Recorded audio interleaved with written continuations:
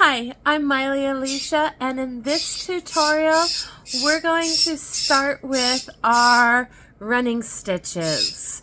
So we have our basic running stitch, we have our first variation of the running stitch, and then we have two they're still the same running stitch, but we've added some extra embellishment to the stitch itself. To create your library cards, I'm using Aida cloth, I have felt, I have regular cotton. I even have cotton that has been colored. So for your library cards, the Aida cloth is an easy one because it actually already has holes in it. It's easy to learn your spacing and to be able to see it. So I work on my Aida cloth and then I'll go work on one of the others. So our first stitch we have is we've now threaded our needle and we have a knot at the other end. With your Aida cloth, what we're going to do is come up, let's get on camera. We're going to come up through one of the holes, pulling your needle through. Keep pulling until your knot is engaged and you can see your little knot on the back side. And the running stitch is one of the easiest of the stitches. Because I'm using the Aida cloth, I'm just going to go over to the same row. I'm not trying to go any other direction. I just want to keep this neat and simple. I'm going to go up to and send my needle back down. So my needle is, my eye of my needle is a little big for these holes, which is where the pop you're hearing. And we just pull it down. Same thing, I want to keep my running, at least to learn. And if I was sewing clothing, trying to find the right hole, I want to keep them even. So I'm going to go, went down to, I'm going to come up to, pull it through, pull my thread, and send it back down. And you just want to stitch, doing a running stitch, going all the way across. Once you're a little bit more familiar with this, one of the things you can do, so you got to be aware of what's going on the back side. I picked up one of my other colors and it just twisted up. So I want to, it's not really a knot yet. You can easily untwist, pull it through. So let's move the gray out of the way. Once you're comfortable going up and down and you can see you're starting to get the even bumps, to help speed you up, instead of going all the way through and back down, we're just going to bend the cloth a little bit. And I'm going to come up at my 2, so I'm going even through. And I have a little bit easier.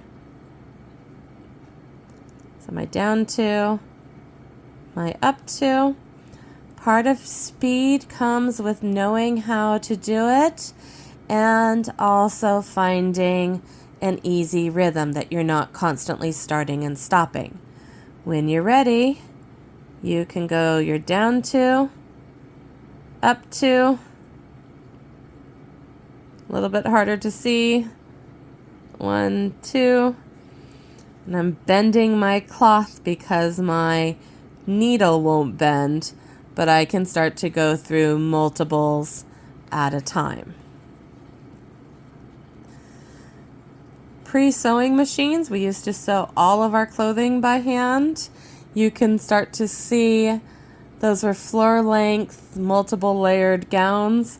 You could start to see why it could take a year or more to make some of those really fancy dresses. And they started to piece part out who did what. So when you start to get it, I noticed I started to pull, I almost unthreaded. So it's because my threads tried to be unorganized back here. So I have a running stitch.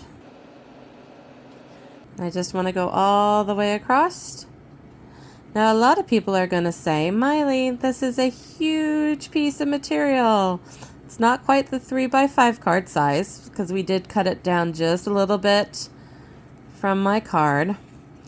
But I wanted to show you guys a couple different ways that you can decorate and add to your running stitch. So we've done a straight simple running stitch. One of the things we need to do, a little bit more, so I'm just going to go down here.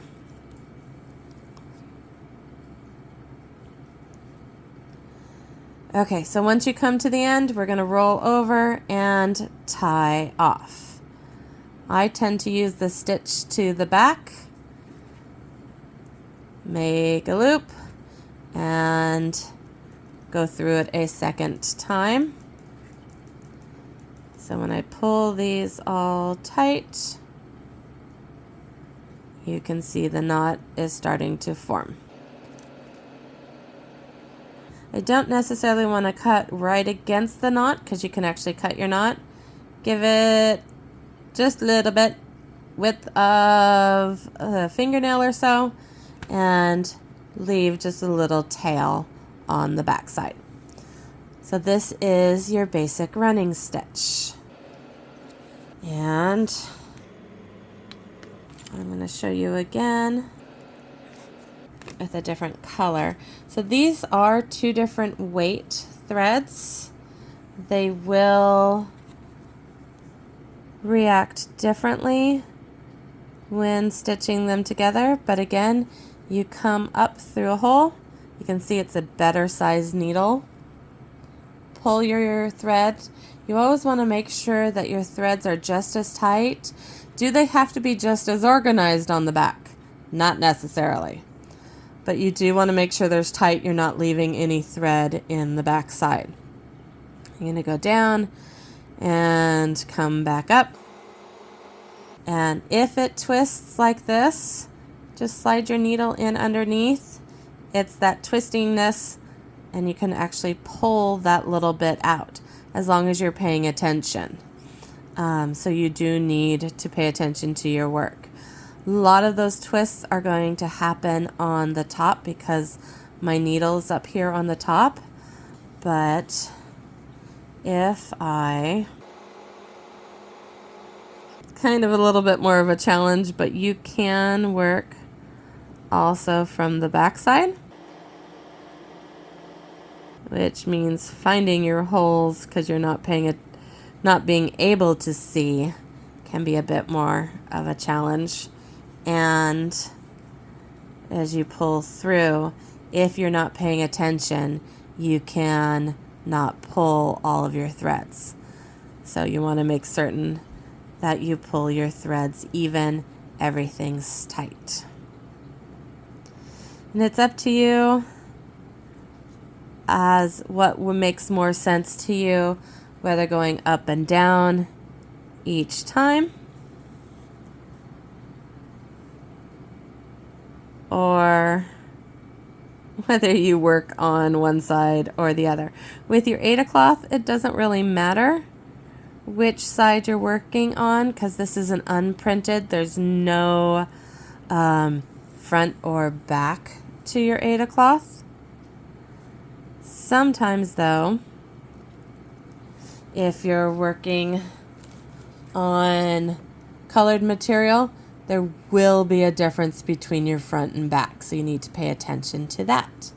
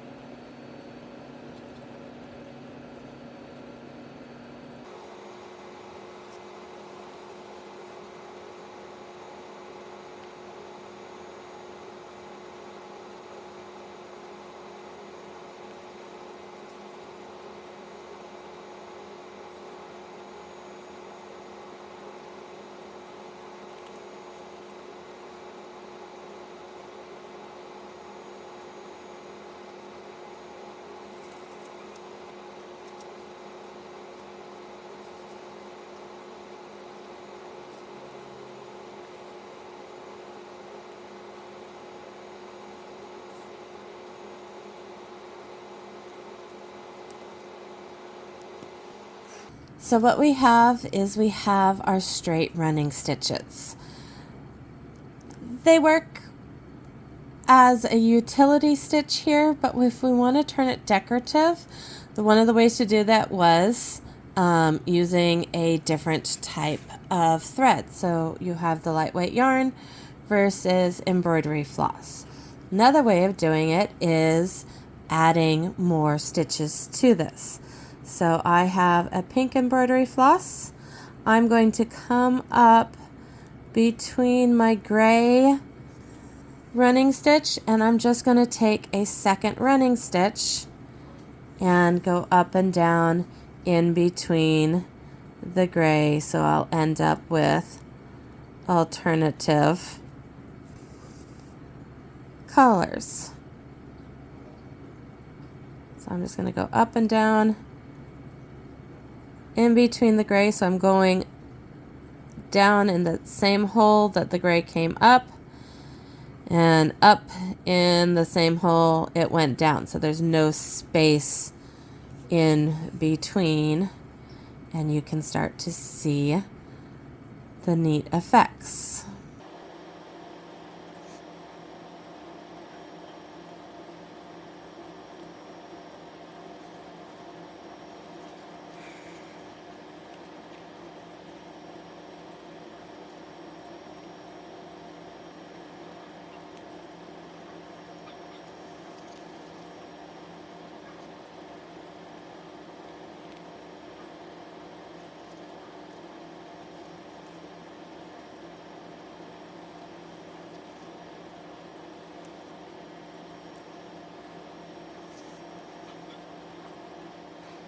Another embellishment you could add to it is called whipping the stitch or wrapping the stitch.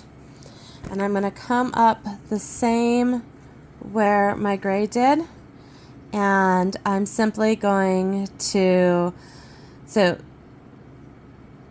you could zigzag through, so you pull, and I guess I'll show you both.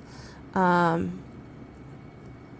the first one would be using the running stitch, and I kind of wrap around. I'm never going to go to the back side again, but I'm actually going, so I'm going over the top of the gray and underneath the gray, so I'm actually wrapping it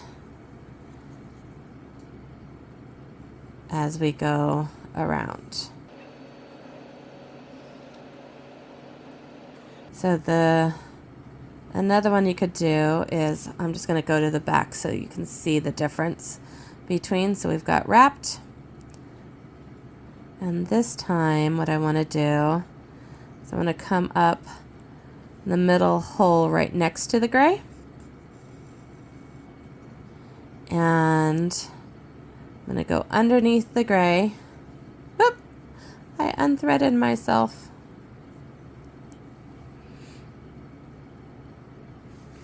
Okay, so quick rethread.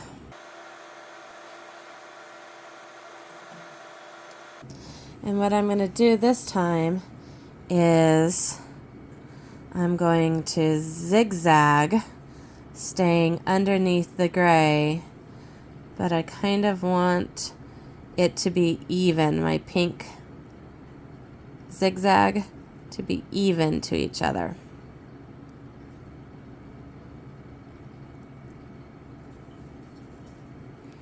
Again, I'm not going to the back. This is pure surface.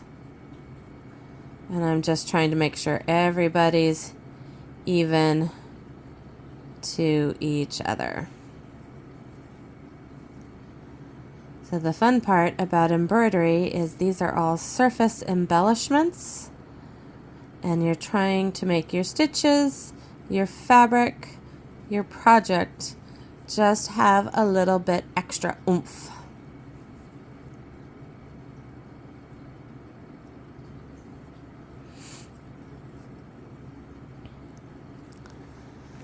So before I go down, I want to one more time just make sure I've got everybody equal and even.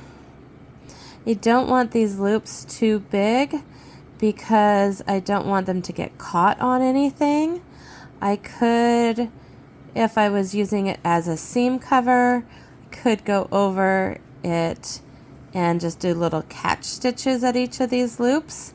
It's totally up to you what project you're doing it in. Okay. And then I'm going to go down in the middle and knot off. This time when you knot off, you don't want to pull tight because you could pull all of your zigzag out. So I'm going to come to the back and knot off.